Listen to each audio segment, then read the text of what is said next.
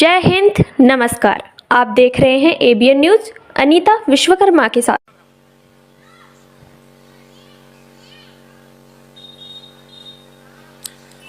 हमारे छोटे अनुज भाई शशिधर शुक्ला जी, जो प्रेम से हम लोग उन्हें पप्पू कहते हैं,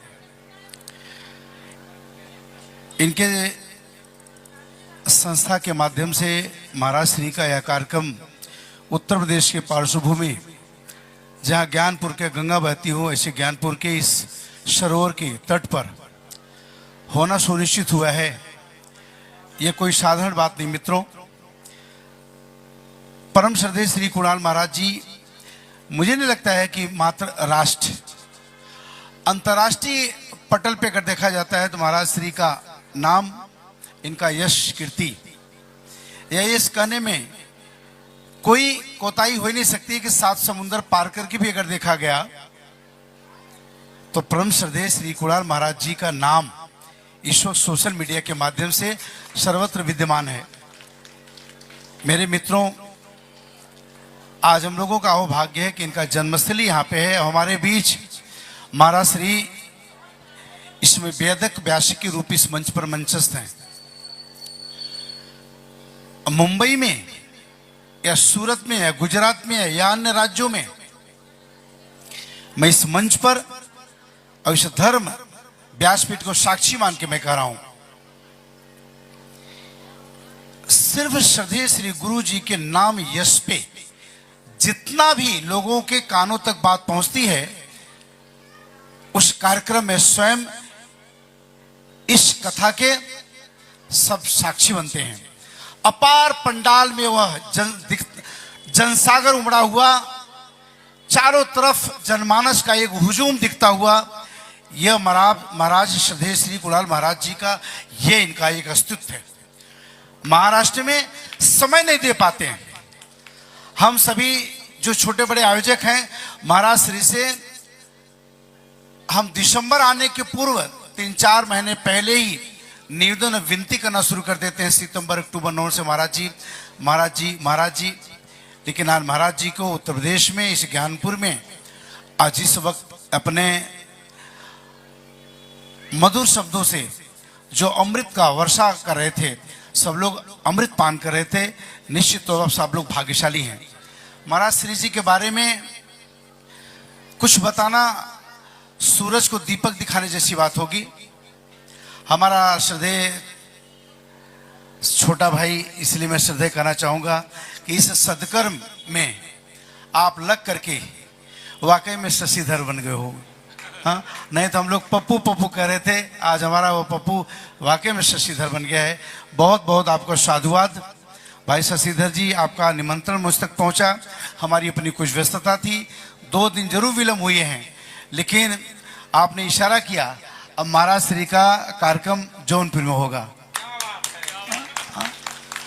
महाराज श्री जब भी सुनिश्चित करेंगे इनका कार्यक्रम होगा, मैं अपने इस माताओं बहनों के प्रति बड़े आदर और सम्मान से मैंने कहना चाहूंगा, महाराज श्री बताए होंगे, इन्हीं का वह पथ प्रदर्शक है जो हम लोगों को गृहस्थ जीवन में रह करके एक अनुभूत होती है कि नारी शक्ति का दूसरा नाम सृष्टि का सृजन और पुनर्वृत्ति है। जिस जात समुदाय संगठन परिवार के बीच, धर्म के बीच इन नारी जात माताओं और बहनों का सम्मान नहीं होता, वह धर्म कुंभा परिस्थिति का शिकार बन जाता है। ये श्रद्धेय श्री कुणाल महाराज जी कहते हैं। इसलिए इन महिलाओं का, इन नारी जगत का, इस नारी सम्मान के लिए महाराज श्री जी कहते हैं कि नारी जात का सम्मान के लिए 3 विधाएं हैं। बाल्यावस्था में पिता करे, युवा अवस्था में पति करे, वृद्धावस्था में पुत्र करे, उनके रक्षार्थ हेतु। यही सनातन धर्म है और यही हमारे इस वेद पाठ करने का मेरा उद्देश्य है। श्रद्धेय गुरु जी, अपने इस सांसारिक जीवन से निकलकर हम लोग कब, कहां, कैसे भगवत कार्य के हम लोगों का कदम आगे बढ़े।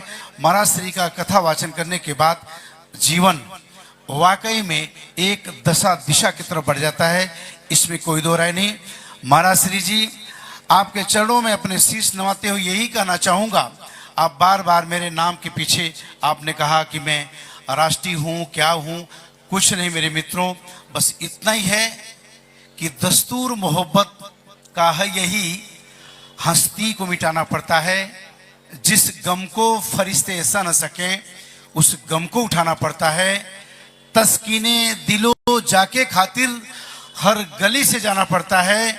यह सर जो कहीं पे झुक न सका इस दर पे झुकाना पड़ता है। श्रद्धेय गुरु जी, सदैव इस सनातन धर्म, इस वेदक व्यास की इस पीठ पर सभी सनातियों का यह शीश झुकता रहे और वर्तमान केंद्र से लेकर के राज्य के बीच जिस ढंग से सनातन धर्म का जय हुआ हो, सनातन धर्म श्रद्धेय गुरु जी ने सभी मजहब, सभी पंथ, सभी जात भाषा के लोगों के लिए अगर कोई धर्म उनका उन्माद उन्हें आशीर्वाद देता है, एक ही धर्म सनातन, यही धर्म कहता है कि सभी को अपना मजहब प्यारा, सभी को प्यारा है भगवान। गीता, कुरान, शबद, बाइबिल, सबसे प्यारा देश महान, जात धर्म महफूज हो सबका, फलो फूलो रहो आबाद, मगर हिंद में इस गीता का जिंदाबाद हो जिंदाबाद, इस जिंदाबाद हो जिंदाबाद। बस इन्हीं चंद्र सुंदर शब्दों के साथ मेरे वाणी को विराम। जय हिंद। ये हिंदवी राष्ट्र है। जय महाराष्ट्र हम लोग को कहना चाहिए। जय महाराष्ट्र अगर नहीं होता तो गुलाब दुबे आज राष्ट्रीय पटल पे किसी पक्ष का राजनीति करने की हैसियत नहीं बनती और हमारे शशिधर की भी हैसियत नहीं बनती। इसलिए जय महाराष्ट्र, इसलिए वह कर्म भूमि मारू पेड़ मेरी यशोदा है, इसलिए ईमानदारी से जय महाराष्ट्र। जय उत्तर प्रदेश, इसलिए जिसका कथा वाचन गायन मर्यादा पुरुषोत्तम श्री राम हो और चाहे भगवान कृष्ण हो, उनका भी अगर जन्मस्थली, उनका भी बचपन गुजरा, इसी उत्तर प्रदेश के आंगन काशी मथुरा के बीच और हमारे श्री अयोध्या के बीच ऐसे मर्यादा पुरुषोत्तम राम का, इसलिए इस देवभूमि उत्तर प्रदेश को इसलिए जय उत्तर प्रदेश कहना नितांत आवश्यक है। बस इन्हीं चंद्र शब्दों के साथ वाणी के विराम। जय श्री राम, जय भागवत गीता।